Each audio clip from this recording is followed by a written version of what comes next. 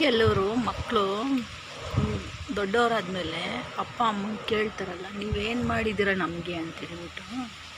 ಏನು ಮಾಡ್ದಿರೇ ದೊಡ್ಡವರಾಗ್ಬಿಟ್ಟಿರ್ತಾರೆ. ದೊಡ್ಡವರಾದ್ಮೇಲೆ ಅವರು ಇಂಡಿಪೆಂಡೆಂಟ್ ಆಗಿರ್ತಾರೆ.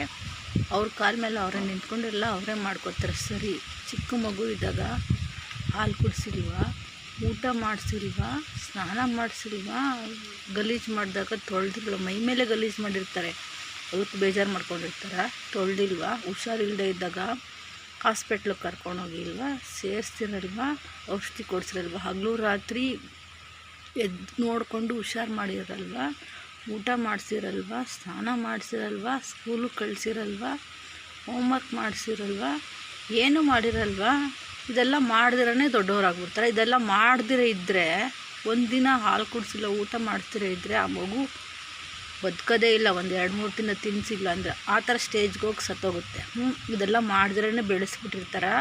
ಅಷ್ಟು ದೊಡ್ಡದಾಗಿ ದೊಡ್ಡವರಾದ್ಮೇಲೆ ಇಂಡಿಪೆಂಡೆಂಟಾಗಿ ಅವರೇ ಊಟ ಮಾಡ್ತಾರೆ, ಅವರೇ ಸ್ನಾನ ಮಾಡ್ತಾರೆ, ಅವರೇ ಸ್ಕೂಲ್ಗೆ ಹೋಗ್ತಾರೆ, ಅವರೇ ಕಾಲೇಜ್ಗೆ ಹೋಗ್ತಾರೆ. ಸರಿ, ಆ ಚಿಕ್ಕವರಿದ್ದಾಗ ನೋಡ್ಕೊಂಡಿರ್ತಾರೆ ತಾನೆ.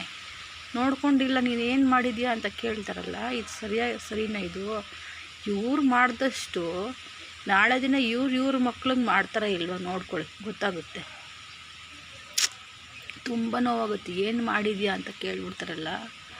ತಾಯಿನ ಹೆತ್ತಿರ್ತಾರೆ, ತಾಯಿ ಸತ್ತು ಬದುಕ್ತಾರೆ.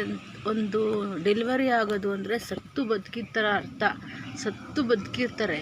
ಅಂಥದ್ರಲ್ಲಿ ಏನು ಮಾಡದೇ ಇದ್ರೂ ಪರವಾಗಿಲ್ಲ, ಜನ್ಮ ಕೊಟ್ಟಿರ್ತಾರಲ್ಲ, ಅದೇ ದೊಡ್ಡ ವಿಷಯ.